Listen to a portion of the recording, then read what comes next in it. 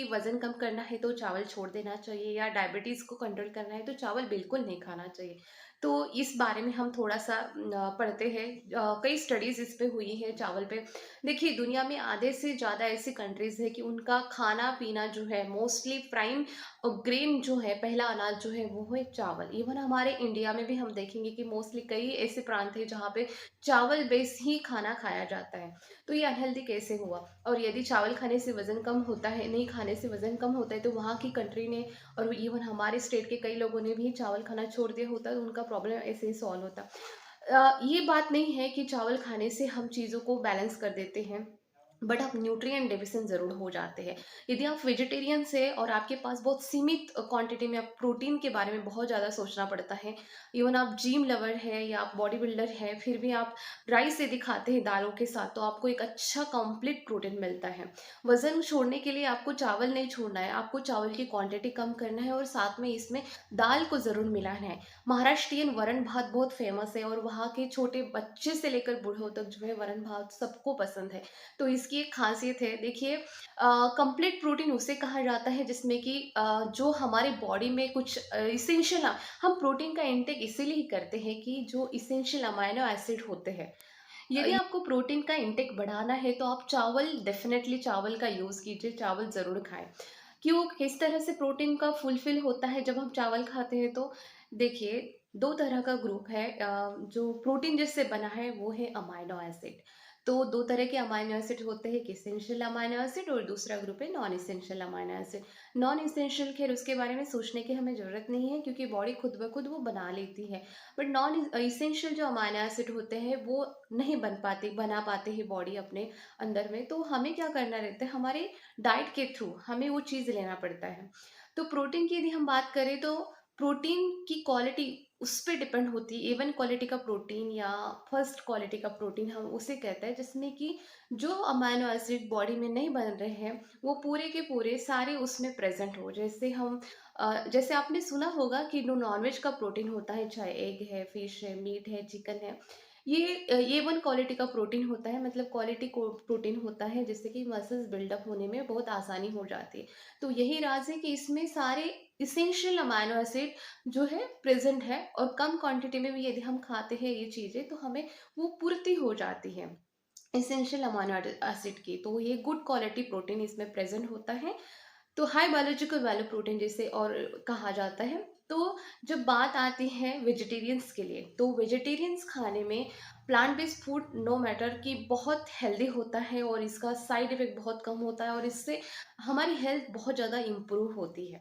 तो जब वेजिटेरियन की बात आती है तो इसमें जो है थोड़ा मिसमैच हो जाता है, मतलब कुछ अमाइनो एसिड दालों में होता है, कुछ अमाइनो एसिड जो है अनाजों में प्रेजेंट होता है। तो हमें क्या करना रहता है, जब हम दालों का जो ग्रुप है, लेग्यूम्स का जो ग्रुप है, जब हम ग्रेन्स के साथ मिलाते हैं तो हमें पूर्णतः जो इसेंशियल अमाइनो एसिड होता है, जो पूरा कंप्लीट प्रोटीन है, उसका रिक्वायरमेंट हम फुलफिल कर पाते हैं। तो जब राइस की बात आती है तो राइस अनाजों के कैटेगरी में आता है और जब दाल की बात आती है तो दाल जो लेगुम्स, दाल पल्सेस की कैटेगरी में आता है। तो जब हम दाल को, यह एक बेस्ट एग्जांपल लीजिए खिचड़ी, हम दाल लेते हैं और चावल लेते हैं, इसको मिलाकर पकाते हैं और जो है खिचड़ी बन जाती है। खिचड़ी बहुत बहुत हेल्दी और कंप्लीट प्रोटीन का सोर्स हम कहेंगे, या सिंपल वरण भात भी हम कहेंगे, ये भी कंप्लीट प्रोटीन का काम करता है। किस तरह से करता है, देखिए कुछ अमाइनो एसिड जो है दालों में नहीं होते, जैसे लाइसिन पर्टिकुलरली, जो दालों का ग्रुप होता है उसमें लाइसिन नहीं होता है, लेकिन जो हमारा चावल होता है ना, इसमें बहुत अच्छे अमाउंट में लाइसिन प्रेजेंट होता है। बट मिथ्योनाइन है, अदर जो इसेंशियल अमाइनो एसिड इसमें इसमें नहीं हो पाते हैं। बट जब हम दोनों को मिला देते हैं, जैसे दाल और चावल को, तो दालों में जो लाइसिन नहीं है वो हमें चावल से मिल जाता है और चावल में जो मिथ्योनाइन है, अदर कोई इसेंशियल अमाइनो एसिड है, वो नहीं होता है तो मिल जाता है। तो ये कंप्लीट प्रोटीन का काम करता है। यदि आपको हाई प्रोटीन डाइट पे जाना है तो आप दाल चावल को अपने डाइट में ज़रूर ऐड करें। दूसरी बात, अब ये हो गया हमारे वज़न कम करने के लिए किस तरह से हम प्रोटीन इंटेक ज़्यादा लेते हैं, जिससे कि थर्मिक इफेक्ट बढ़ता है बॉडी में और जो है फैट बर्निंग की प्रोसेस बढ़ती है, फुलनेस रहता है, ज़्यादा भूख नहीं लगती है, क्रेविंग्स कम होती है जब हम हाई प्रोटीन डाइट लेते हैं तो। तो ये हो गया आपका हाई प्रोटीन डाइट के लिए आप जो है चावल को इस तरह से ले सकते हैं। जैसे दाल की क्वांटिटी ज़्यादा लेना है आपको, और चावल की जो है आप उसको मिक्स करके खाइए। चावल सब्जी के साथ खाने से बेहतर है दाल के साथ खाना इंजॉय कीजिए। और दूसरा, इसमें आप वेजिटेबल्स ऐड ज़रूर कर सकते हैं, जैसे दाल चावल में आप वेजिटेबल ऐड कर सकते हैं, मिक्स खिचड़ी बना सकते हैं आप। तो ये बेहतरीन ऑप्शन हो जाएगा, कंप्लीट प्रोटीन और कंप्लीट न्यूट्रिएंट मिल जाएंगे यदि आप वेजिटेबल्स उसमें ऐड करते हैं। अब बात आती है शुगर के लिए। तो शुगर वालों के लिए इसलिए अच्छा नहीं होता है कि इसमें जो है सिंपल कार्बोहाइड्रेट होता है। आपने पिछली वीडियो में देखा होगा जिसमें मैंने फ्रूट्स के बारे में कहा था कि किस तरह से होल फ्रूट जो है शुगर नहीं बढ़ाता, लेकिन वही फ्रूट यदि हम रस या जूस के फॉर्म में लेते हैं तो उसका जो शुगर लेवल है वो खाने से बढ़ जाता है। तो यही सिंपल फंडा है कि हमारा जो राइस होता है इसमें फाइबर थोड़ा कम रहता है, बहुत इजीली डाइजेस्ट हो जाता है। रेशे वाली चीज़ें जो होती है उसमें फाइबर होता है तो थोड़ा धीरे धीरे शुगर रिलीज करता है, बट ये चावल बहुत जल्दी डाइजेस्ट होने के कारण क्या है, बहुत जल्दी शुगर बना देता है ये। तो इसीलिए जो है ये शुगर जिनको कंट्रोल में करना होता है तो इनको जो है चावल किस तरह से खाना है, एक बात याद रखिए आप। चावल में स्टार्च है, उसे हम डिनाई नहीं कर सकते, आप उसमें रेशा ऐड कर सकते हैं। जैसे कि आपको चावल जो है आप कम क्वांटिटी में रखेंगे और इसमें दाल ज़्यादा ऐड करेंगे और सब्जियों को उससे ज़्यादा ऐड कर लेंगे, साइड में सैलेड रखेंगे, सिंपल सी बात है इस तरह से। और यदि आपको टाइप 1 डायबिटीज़ है, हाँ, तो वहाँ चीज़ें बहुत मुश्किल हो जाती है, वहाँ थोड़ा भी कार्बोहाइड्रेट हम ज़्यादा ले लेते हैं तो बहुत ज़्यादा दिक्कत हो जाती है उसे मेंटेन करने के लिए।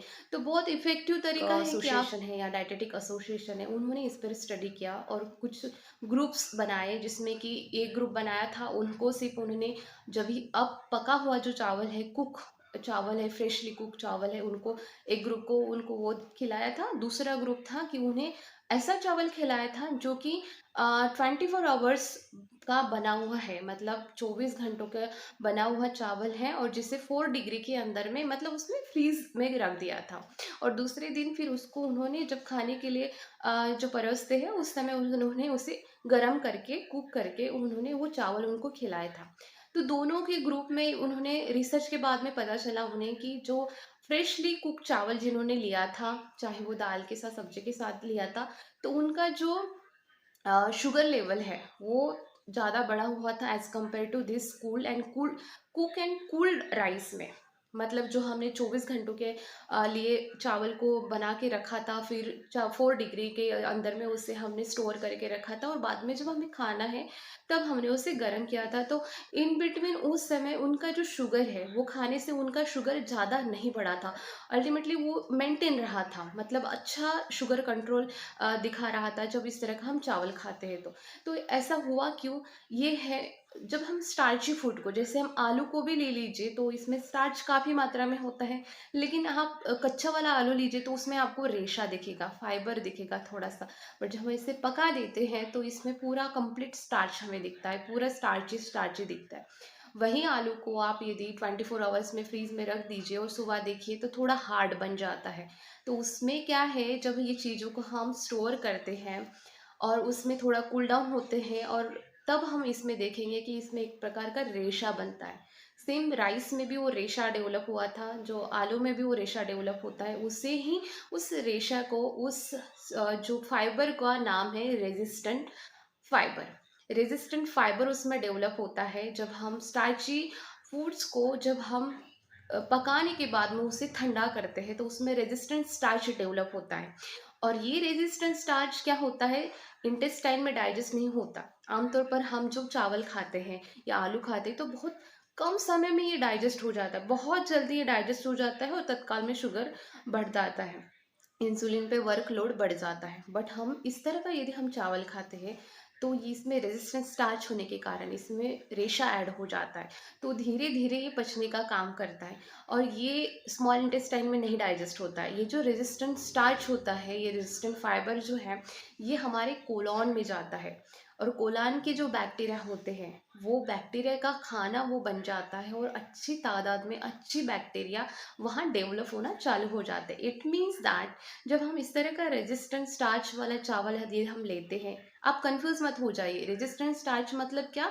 जो चावल हमने आज पकाया, उसे 24 आवर तक हमने कूल डाउन किया, हमने फ्रीजर में रखा और दूसरे दिन हम जब खाना खा रहे उस समय उसे हमने गर्म करके खाया हल्का सा, तो ये आपका मतलब जो रात भर में जो डेवलप हो रहा है उसमें वो स्टार्च रेशा डेवलप हुआ है। देखिए, आप रात भर रखिए चावल को, फ्रीज में रखिए तो वो एकदम कड़क बन जाता है, वही तो है आपका रेशा, वही तो है रेजिस्टेंट स्टार्च।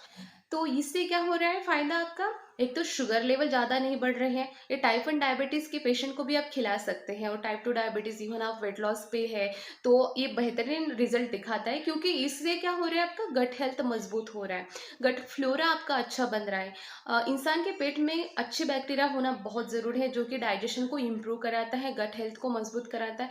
जो एसिडिटी है, ब्लोटिंग है, मोस्टली डायबिटिक पेशेंट हमेशा कंप्लेंट करते हैं कि पेट ना भारी भारी लगता है, पेट में भारीपन लगता है, जैसे कि खाना अच्छे से नहीं खिलाता है ना? तो ये दिक्कत जो होती है धीरे धीरे आपकी कम होती रहेगी। तो याद रखिए, ऐसा नहीं है कि चावल खाने से मोटे होते हैं। यदि हम उसे दाल के साथ लेते हैं तो complete protein, high protein diet पे ये चला जाता है। उसके साथ में सलाद और सब्जी ज़रूर रखें, दही भी आप खा सकते हैं उसके साथ में, तो ये बहुत बेहतरीन ऑप्शन है।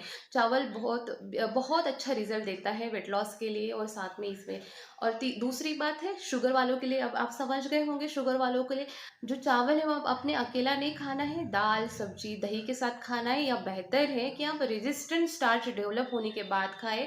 पहले दिन का जो चावल है वो फ्रीज में स्टोर करने के बाद आप दूसरे दिन फ्रिज में ना सही, लेकिन जैसे अभी ठंडी का मौसम चल रहा है तो अपने आप में वो बाहर भी ऐसे ही हो जाता है, लेकिन आइडियल टेम्परेचर है 4 डिग्री सेल्सियस इसके अंदर में।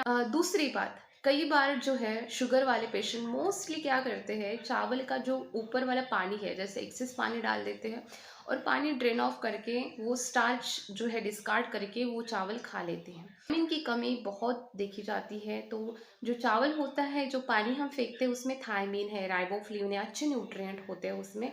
तो उस पानी को आप फेंकने के बजाय क्या करें, जो मेथी दाना होता है उसका पाउडर बना के आप उस पानी में डाल दीजिए। साथ में छाछ, बटर मिल्क जो है, ताक छाछ जिसे कहते हैं, मही जिसे कहते हैं, वो आप उसमें ऐड करके रख दीजिए, और इसको आप जो है 5-6 घंटे के लिए भिगो कर रख दीजिए, और इसका पानी का आप सेवन कीजिए। तो ये बहुत ज़्यादा हेल्पफुल आपके लिए होगा, आपको वाइटामिन्स मिनरल्स तो मिलेंगे ही, साथ में जो है मेथी इसमें होने की वजह से सोलुबल फाइबर और इनसोलुबल फाइबर भी इससे मिलता है। मतलब अल्टीमेटली ये बहुत अच्छा ड्रिंक हो सकता है। यदि आपको नहीं खाना है, घर में किसी और सदस्य को आप दे सकते हैं। तो चावल का जो पानी आपको फेंकना नहीं है, घर में बच्चे हैं तो आप बच्चों को दे, बच्चे नहीं है तो आप एनिमल्स है उनको खिला सकते हैं, या कुछ भी नहीं तो आप ये पानी जो है ना, न्यूट्रिशियस, हाईली न्यूट्रिशियस पानी होता है, आप पेड़ पौधों को ज़रूर दें। लेकिन मेरे ख्याल से ये पानी फेंकने के बजाय जो रेजिस्टेंट स्टार्च उसमें डेवलप होता है, कुक और कूल डाउन करने के बाद में जो उसमें फाइबर बन जाता है, ये सबसे बेहतरीन वे है राइस को खाना। यदि आपको डायबिटीज जल्दी कंट्रोल करना है, यदि टाइप 1 डायबिटीज़ है, टाइप 2 डायबिटीज़ है, जीडीएम के पेशेंट जो जेस्टेशनल डायबिटीज़ होता है जिसमें मदर एक्सपेक्टिंग है, तो उसमें भी ये बहुत फायदेशीर होता है। अब तीसरा आता है कि रात में चावल नहीं खाना चाहिए, कि इसमें कार्बोहाइड्रेट होता है तो ये दिक्कत कराता है। देखिए, बच्चों को ये बहुत मतलब उनके लिए बहुत बेहतरीन ऑप्शन है बच्चों के लिए दाल चावल, लेकिन रात में यदि हम बच्चों को खिलाते हैं, स्पेशली हमारी 8 ईयर तक ना बच्चों की ग्रोथ जो होती है, हाइट जो होती है बहुत अच्छी बढ़ती है। तो इस बिटवीन क्या होता है, जो ग्रोथ हार्मोन होते हैं, ह्यूमन ग्रोथ हार्मोन नाइट में ज़्यादा एक्टिव होता है, और इसकी इफिशियंसी बढ़ाने के लिए यदि हम इसे जो है राइस में, जो मैंने कहा था कि लाइसिन नामक इसेंशियल अमाइनो एसिड होता है, ये बेहद इंपॉर्टेंट रोल प्ले करता है। वैसे तो ग्रोथ को इम्प्रूव कराने के लिए जो है आपको पता ही होगा कि प्रोटीन बहुत इंपॉर्टेंट रोल प्ले करता है, बट यदि हम राइस खिलाते हैं बच्चों को रात को सोते समय, तो इसमें जो लाइसिन नामक इसेंशियल अमाइनो एसिड है, ये और जो ह्यूमन ग्रोथ हार्मोन है, इसका इंटरनली कनेक्शन होता है, जिससे कि इसकी इफेक्टिवनेस आप देख पा सकते हैं। तो बच्चे की हाइट को यदि इम्प्रूव कराना है, नॉर्मली जो भी बच्चे 8 साल के हैं, या जो अभी तक मतलब जिनको डायबिटीज़ नहीं हुआ मेरे ख्याल से, उनको सभी को आप जो है रात के समय में आप दाल चावल खिला सकते हैं। बहुत ही बेहतरीन ऑप्शन है उनकी ग्रोथ के लिए, उनको न्यूट्रिएंट के लिए, और वो खाने के बाद नींद भी बहुत अच्छी आती है। आपने देखा होगा अभी जिमनेस्ट जो होते हैं आपको बताते हैं कि बैक लोडिंग ऑफ कार्बोहाइड्रेट, रात के समय में आप बैकलोड कर दीजिए कार्बोहाइड्रेट को, तो बहुत अच्छा इसका बेनिफिट्स आपको मिल सकता है। तो उसके लिए आप ये कर सकते हैं कि दाल चावल आप खा सकते हैं। ओवरऑल कौन-सा राइस खाना चाहिए। देखिए ब्राउन राइस की यदि हम बात करते हैं तो इसका और व्हाइट राइस का जीआई अब यदि आप देखोगे तो दोनों का ही कोई 19-20 का फ़र्क होता है। लेकिन इसमें एक और अच्छी बात होती है कि ब्राउन राइस में जो है आपको फाइबर अच्छा मिल जाता है और मैग्नीशियम का बहुत अच्छा ये आप बोल सकते हैं कि सोर्स है। बट व्हेयरएज़ अब जो सिंगल हैंड पाउंडेड जो होता है राइस और कम पॉलिश वाला, यदि आप किसानों से यदि आप डायरेक्टली आप राइस लेते हैं जिनका बहुत कम पॉलिश किया हो और हैंड पाउंडेड हो, तो ये भी सेम रिजल्ट दिखाता है जैसे कि ब्राउन राइस का।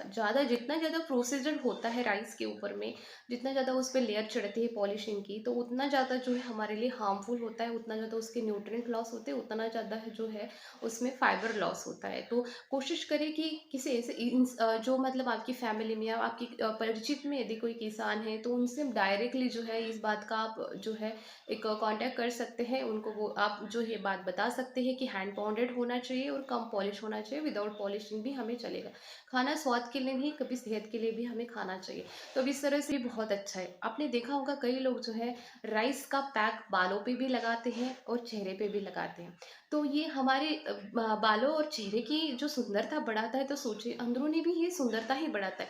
जो आप बाहर का पिज्ज़ा बर्गर खा के जो है सेहत खराब करते हैं, उससे बेहतर है कि आप दाल चावल को एंजॉय कीजिए। बच्चों को दाल चावल खिलाने की आदत ज़रूर डालें। बच्चों को जो है इम्पोर्टेंट होता है कि उनकी ग्रोथ डेवलपमेंट के लिए जो है दाल चावल बहुत अच्छा पूरक आहार होता है, सप्लीमेंट आहार होता है। यदि उसमें वेजिटेबल्स मिल जाए तो सोने पे सुहागा हो जाता है। तो होप सो आपको ये सारी चीज़ें समझ में आ गई होगी। यदि राइस रिलेटेड फिर भी कुछ क्वेश्चंस आपके हैं माइंड में, तो आप प्लीज़ ज़रूर मुझे कमेंट बॉक्स में जो है शेयर ज़रूर कीजिए। और